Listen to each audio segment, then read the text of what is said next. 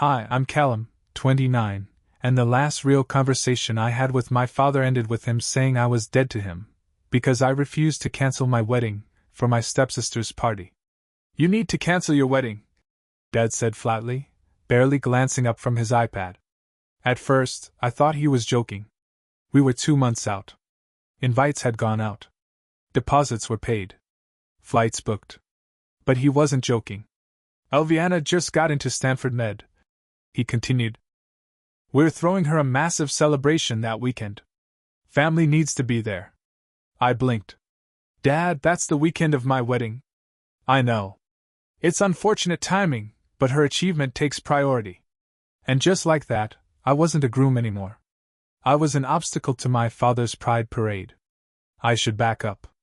My name's Callum, and if you'd asked me 5 years ago, I'd have told you my dad was the greatest man alive. He taught me to ride a bike, helped me build my first computer, took me on fishing trips every summer. But all of that changed the day he married Linda. Linda had 2 daughters, Elviana and Kate. And from the moment they moved into our house, it was clear we were entering the Elviana era. Her face on the Christmas card.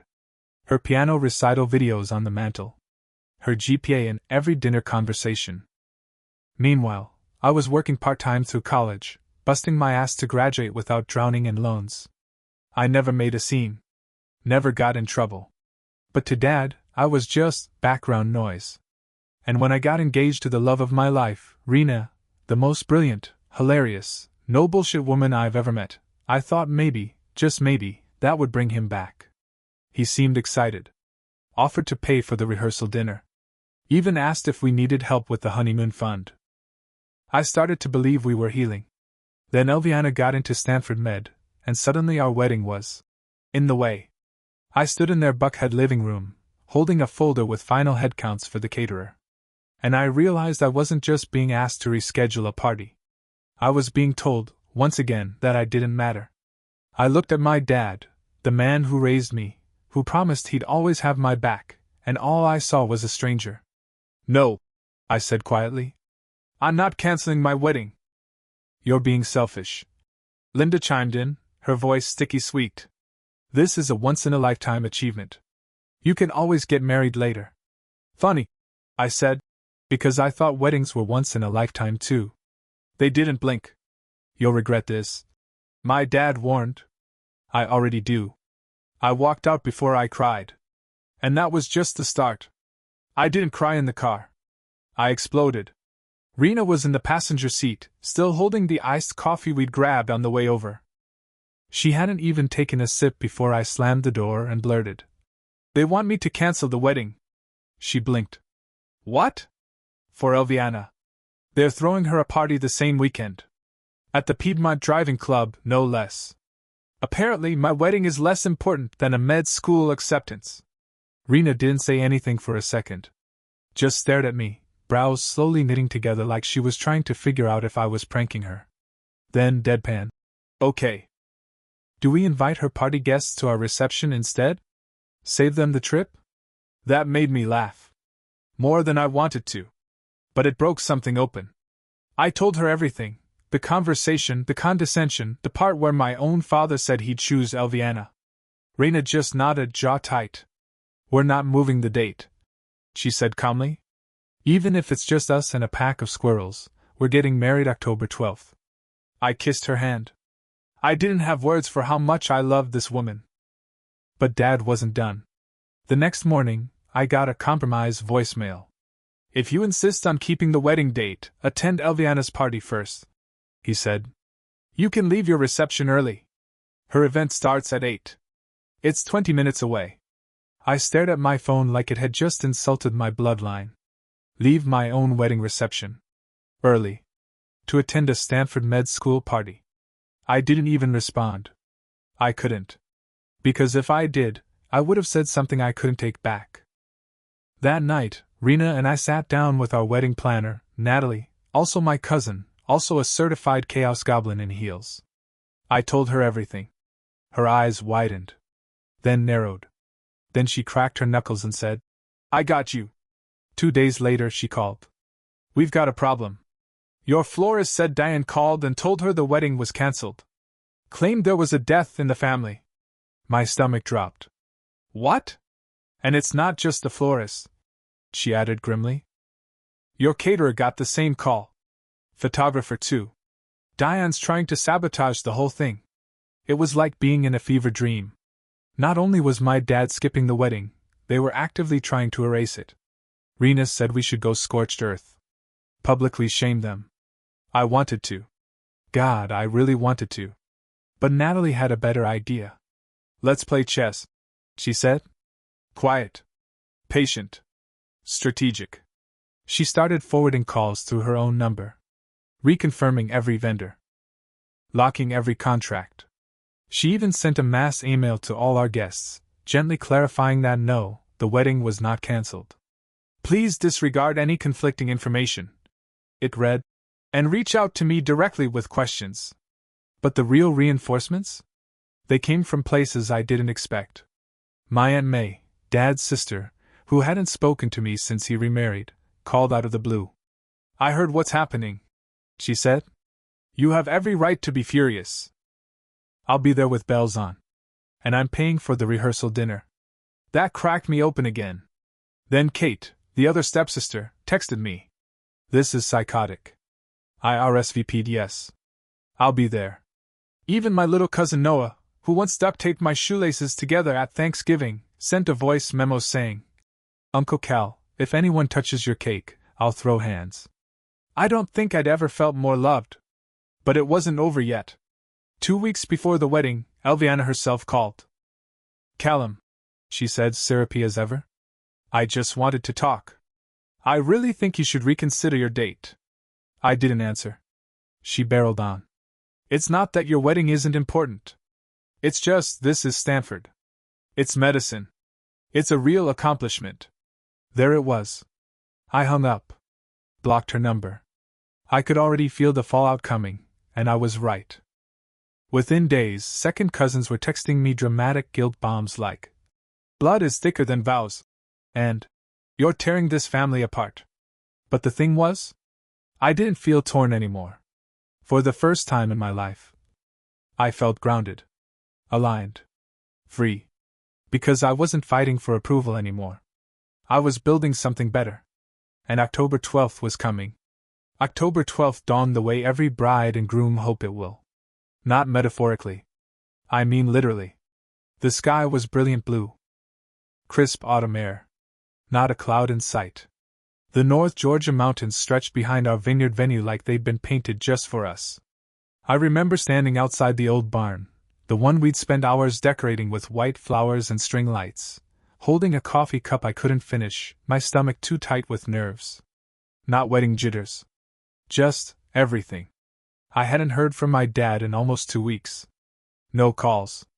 No emails. Just silence.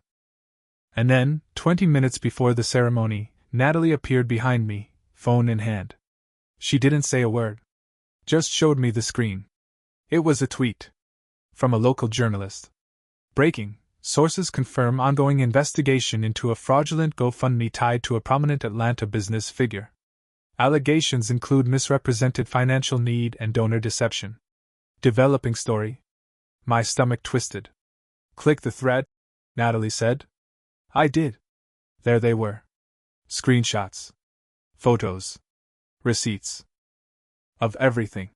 Linda's GoFundMe, claiming hardship and struggle to fund Elviana's med school dreams, had made over $12,000.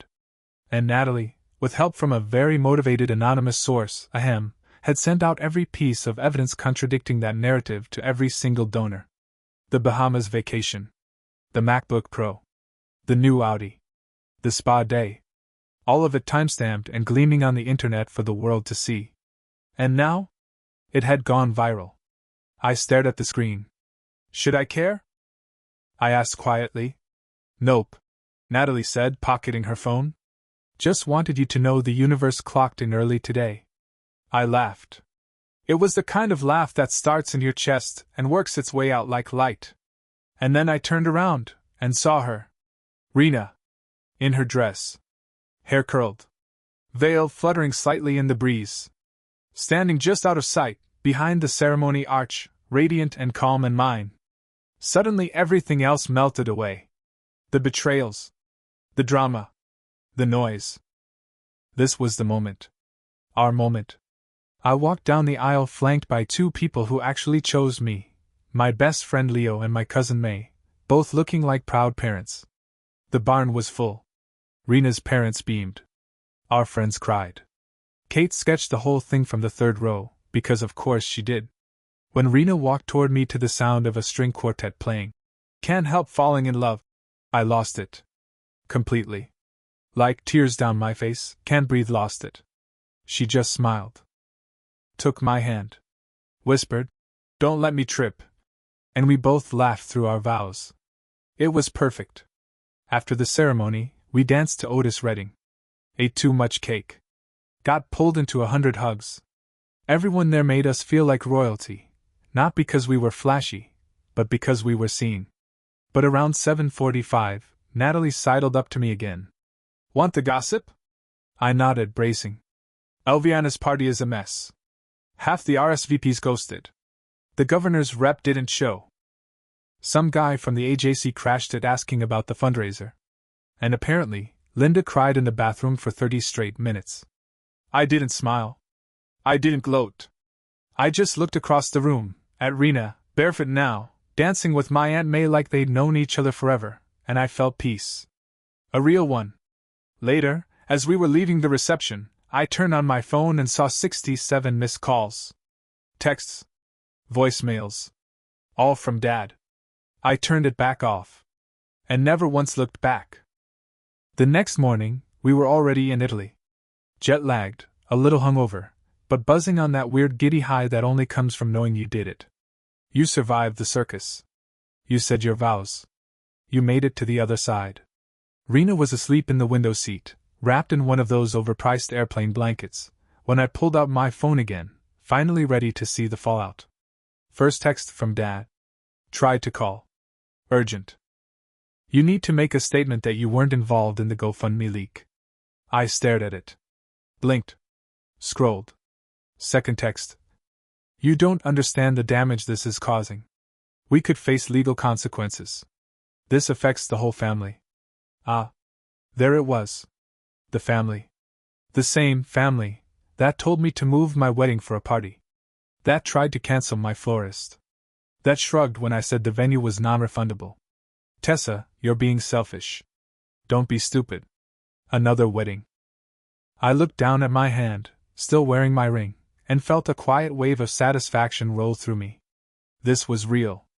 This was mine. I typed back. I was getting married. Remember the wedding you skipped? I didn't leak anything. But even if I had, sounds like the truth leaked itself. He didn't respond for a full day. When he finally did, it was the classic whiplash tone shift. I miss you, sweetheart. Can we talk? Then. You've destroyed this family. Then. I'm still your father. You owe me respect. And finally. I hope you're happy. I didn't reply. I didn't even block him. I just let the silence stretch. There was nothing left to say. Back home, things really started to unravel. Paige kept me updated, despite my protests. Apparently Stanford had opened a formal review of Elviana's financial aid status. Multiple donors had filed fraud complaints against the GoFundMe. Someone, probably one of the furious donors, reported Linda's social media activity and the fundraiser to the IRS. Tax implications. Misrepresented need. Misuse of donated funds. All words that made lawyers very nervous. Dad, of course, lawyered up immediately. Hired a crisis PR team. And everything. Linda deleted all her social accounts within 72 hours. Elviana posted a tearful video claiming she was the victim of jealous sabotage. The comments did not go well. Girl, you scammed donors and bought a MacBook. Not you crying in the courtroom while the bride lives rent-free in your head. This isn't Grey's Anatomy. It's Law and Order, fraudulent intent. My cousin May texted me one thing. This is the best wedding gift I've ever received.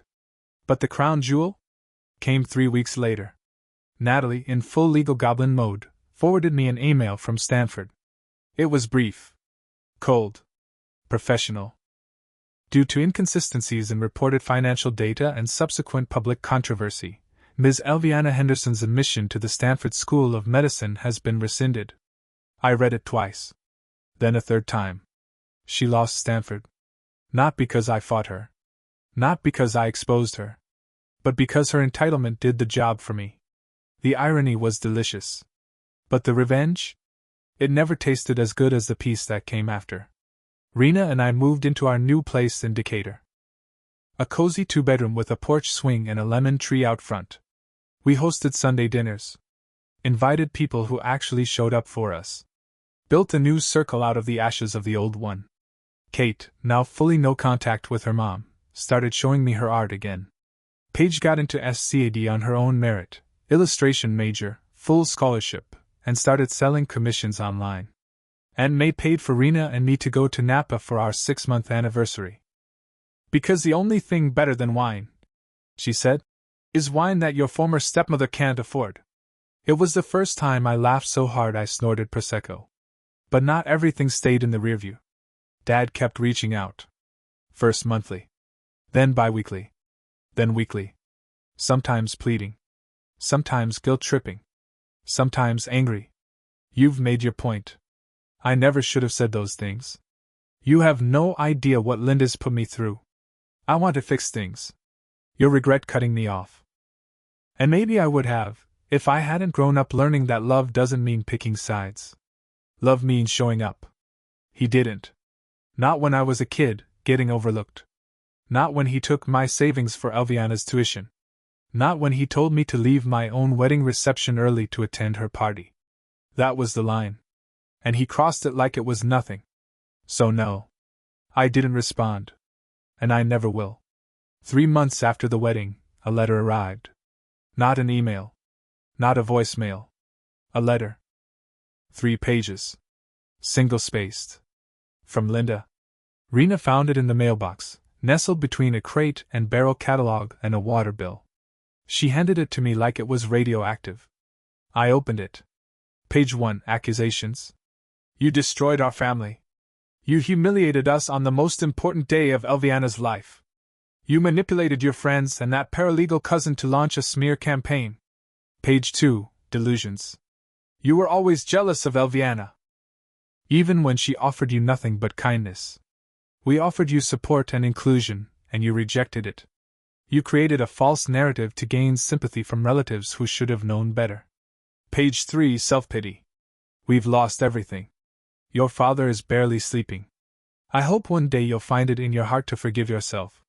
I read it twice. Then I framed it. Hung it in my office between my signed Atlanta United jersey and my diploma. Natalie came over that weekend. When she saw the frame, she burst out laughing so hard she dropped her wine. You hung up your villain origin monologue, she gasped. No, I said. I hung up my proof of concept. Because this wasn't vengeance. This was closure. Linda had written it expecting guilt. Regret. Maybe a softening. But all it proved was that they still didn't understand. They never had. And they probably never would. Meanwhile, the family tree? It pruned itself. Uncle Dan, who once tried to lecture me about respecting my elders, got uninvited from Friendsgiving after forwarding me one too many. You owe your father a conversation. Texts. My cousin Megan DM'd Rena an apology 2 months later. Said she'd believed Linda's version at first, but watching Elviana's meltdown online changed everything. Anyone who can cry in the courtroom while wearing $800 heels probably isn't the victim, she wrote. Megan came to our next game night. Brought cookies. She's cool now. Others faded quietly. People who never really saw me, only the version my father projected. Let them fade. I wasn't interested in rebuilding a network built on appearances. I was building something better. Something real. A year passed. Paige got her first solo gallery show downtown. Kate was doing freelance animation work for an indie game studio. Natalie bought a condo. Rena launched her own legal consultancy for startups and immediately landed her first 2 clients through referrals from our wedding guests. And me? I got promoted to creative director at the marketing firm. I also bought a new car. Nothing flashy, just something mine. Something earned. One crisp October morning, exactly 1 year after our wedding, Rena and I returned to the vineyard. We didn't plan it. We were driving to visit friends in Asheville and saw the exit. Took a detour. The barn was empty. The fairy lights were still strung up. The trees were gold and red again. And we stood there, side by side, holding hands, looking out at the same rows of grapevines we'd been married in front of, and I realized. I felt no anger. No ache. No lingering bitterness. Just peace. Rena looked up at me. Best day of your life? She asked. Top 2, I said. This might be number 1. She smiled. I kissed her forehead. We got back in the car. Drove off. My phone buzzed as we merged back onto the highway. A new number. The text preview read. Callum. Please. It's your father. We need to talk. I deleted it before finishing the sentence. Then blocked the number. And kept driving. 6 months later, I got a LinkedIn notification. You have a new message from Elviana Henderson. I just sat there, staring at it on my screen, like it was some kind of hallucination. After everything, the Stanford fallout, the GoFundMe investigation, the courtroom meltdown, the literal IRS involvement, what could she possibly want? I clicked it. Hi Callum, hope you're well. I saw that your agency is hiring for a content strategist. I'm currently in the market and would love to be considered. Let me know if there's an application portal or if I should just send a resume directly. Best, Elviana? I choked on my coffee. I couldn't believe the audacity. Not a single apology. No mention of the wedding sabotage. No. Sorry for replacing your childhood with my highlight reel. Just a casual. Hey stranger, remember me? Can I have a job? I forwarded the message to HR with one line. Not a recommendation. Strong pass. To their credit, they replied almost immediately. Understood. Application deleted. And that was that. Elviana, future Stanford doctor turned disgraced med school applicant, was officially looking for work, and apparently not above asking her ex-step-sibling for a favor. The irony wasn't lost on me. Dad had always said she'd be the one to go far. The golden child. The unstoppable force. But now, she was just another ghost in my inbox. It wasn't the last attempt, though. The next came in the form of a letter. Again. This time from Dad. It arrived on a Tuesday, in a plain white envelope, addressed in his blocky, all-caps handwriting like he was trying to yell through the paper. I almost threw it away. But I opened it. It was 5 paragraphs long. The first was classic Dad, stiff, formal, and vaguely accusatory. Tried calling. You don't pick up. I don't know what else to do. So I'm writing. The second was a breakdown of everything that had gone wrong since the wedding. How his business was floundering. How Linda had left. How the condo was too quiet. How Elviana wasn't speaking to him anymore. How he felt. Alone in a way I never expected to be at this stage of life. The third paragraph was the apology. Sort of. I know I made mistakes. I prioritized things I shouldn't have. I listened to the wrong people. I didn't show up when it mattered. Then came the plea. We can't undo the past. But I'd like to meet. Talk. Try. Please. And finally a P.S. Your mother would want us to be a family again. That part? That one stung. Because he was right, she would want that. But she also would have hated what he became. The man who stole my college fund. The man who replaced my milestones with Elviana's. The man who skipped my wedding. I read the letter once. Folded it neatly. Then slid it into the back of the same frame that held Linda's 3-page diatribe. Let them keep each other company. I didn't respond. Not because I hated him. But because I finally loved myself enough not to chase people who made me feel small. Rena called it the boundary era. In the boundary era, we say no. We let people carry their own consequences. We stop bleeding for those who wouldn't hand us a tissue. Funny thing was, the rest of my life? It kept getting better. Rena's firm took off. She started speaking at tech conferences about startup compliance, and became that person on every panel who knew how to clap back without raising her voice. Paige got featured in an art magazine. Her work, bold, surreal illustrations filled with hidden messages, was gaining real traction. She even designed our Christmas cards that year. It featured a moody drawing of a giant tree with roots choking out a smaller, glossier sapling. We died laughing. Natalie got engaged to a pediatrician she met at a charity gala. She asked me to officiate the wedding. I said yes before she finished the question. Kate sold her first short film. Based on her own childhood. One character looked suspiciously like Linda. Another was a ghost. And I finally stopped feeling like a background character in my own story. The house in Decatur became home. The porch swing got a little squeaky, but we kept it because it sang in the wind. Rena and I started talking about kids. Not in a Pinterest board way. In a, what kind of parents do we want to be? way. The kind that comes from healing. From knowing what not to pass down. And one night, sitting on that swing, wrapped in a blanket and sipping wine, I asked her something. Do you think they ever really loved me? Or did they just love the idea of who I could have been, if I acted like her? Rena didn't answer right away. Then she looked at me and said, I think they loved control. And you were never controllable. You were too kind, too forgiving, too real for that. She kissed me. And thank God for that. Otherwise, I never would have met you. And I knew in that moment she was right. Not just about them, but about me. I was never the problem. I was the escape. One Sunday afternoon, about a year and a half after the wedding, I got a text from Paige. You free next weekend? SCAD's doing a portfolio showcase.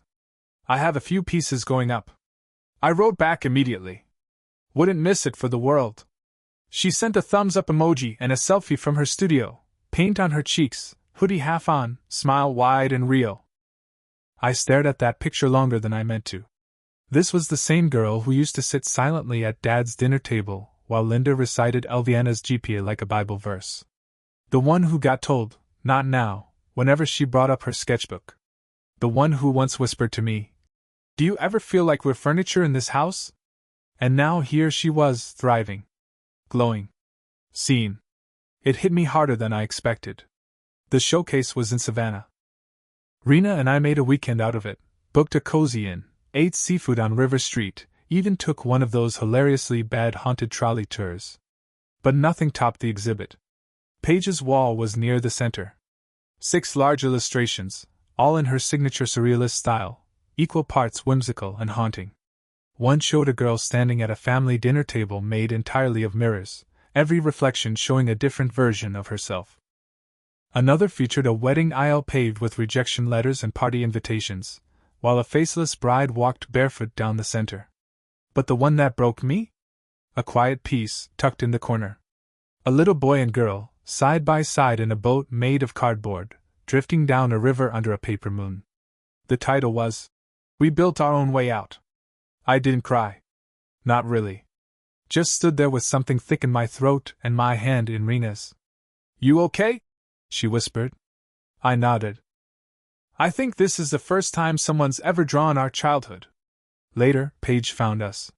She looked nervous at first, like she wasn't sure how I'd react to the pieces. But then I hugged her, tight, and said, You're incredible. Mom would be losing her mind right now. She smiled, the eyes glassy. I think about her a lot when I draw. We went out to dinner with her classmates that night. Drank too much wine. Ate too many oysters. Laughed until I nearly fell off my chair when one of her friends described Linda as that unhinged PTA ghost from the GoFundMe scandal. Wait, Rena said between snorts. People still talk about that. Oh my God, yes, Paige groaned. Someone literally wrote a screenplay about it for class.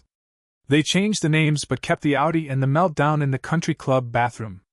I nearly choked on my drink. Turns out, actions have a legacy.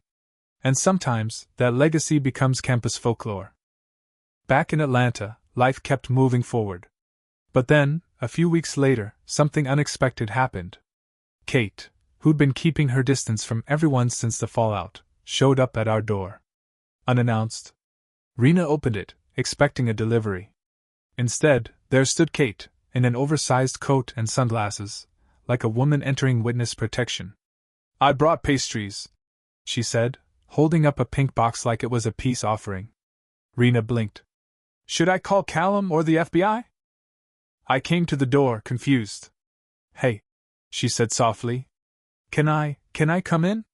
We sat around the kitchen island. Rena made tea. Kate fidgeted with her napkin. I just wanted to say. I was wrong. She finally blurted. What do you mean? I saw it all happen, and I still defended them. I kept thinking if I stayed neutral, I wouldn't get burned. But silence is aside. I didn't have your back when it counted. And I'm sorry. I stared at her for a second, then nodded slowly. Thank you, I said. That means a lot. She exhaled, shoulders relaxing. Then, also, I did use your wedding as the basis for my short film. Don't sue me. We all laughed. Forgiveness isn't always a grand speech. Sometimes it's pastries and awkward tea and someone finally saying, I chose wrong. Kate started coming around after that. Not often, but steadily. And every time she did, I saw a little more of the version of her that had gotten buried under the Linda/Elviana show. The funny one. The sharp, dry-witted weirdo who once convinced me to sneak out of prom just to go play laser tag in our tuxes. Turns out she'd been surviving too. Just differently. But the biggest twist? Came the following spring. We were at a neighborhood cookout when Rena's phone buzzed. She looked down, frowned, then handed it to me. Unknown number. Voicemail. Female voice. Might be for you. I listened. It was Linda. Calm. Almost eerily so. Callum, this is Linda. I know you probably don't want to hear from me. But I wanted to say thank you. For not retaliating. For not going public when you could have. You showed us more grace than we deserved. I see that now. Pause. Elviana moved out last month. She's working retail. Doesn't speak to me. Your father and I finalized the divorce. He's bitter. Still blames you. I don't. Not anymore. Another pause. A breath. I wish I'd seen you for who you were back then. Not just as an obstacle to my daughters. You were never the problem, Callum. I was. And I'm sorry. Click. No contact information. No return number. Just that. I didn't feel triumphant. I didn't feel vindicated. I just felt sad. For her. For what she lost. For how easy it would have been to just choose kindness a little earlier. But some people need to lose everything before they realize what mattered. And by the time they do, you're already long gone. A year later, I stood on the porch of our house in Decatur, holding a glass of sweet tea and watching the light change through the trees. Rena was inside, FaceTiming her mom. Paige had just dropped off a new print she'd made, a delicate line drawing of two birds building a nest out of receipts and broken ribbons. It's called Inventory of Love, she said. I hung it in our hallway. The wedding photos still sat framed above the mantel, me and Rena dancing under string lights, Matthew giving a toast, and May dabbing her eyes. Everyone who mattered was in those photos. Everyone who showed up. Dad wasn't there. And I'd stopped wishing he had been. Somewhere out there, he was probably still stewing. Still blaming. Still waiting for a version of me that would crawl back and say, I forgive you. Just to keep the peace. But I wasn't that kid anymore. I was a husband. A brother. A builder of boundaries and bonfires and banana bread on Sunday mornings. I had made a life that felt like mine. And maybe that was the whole point.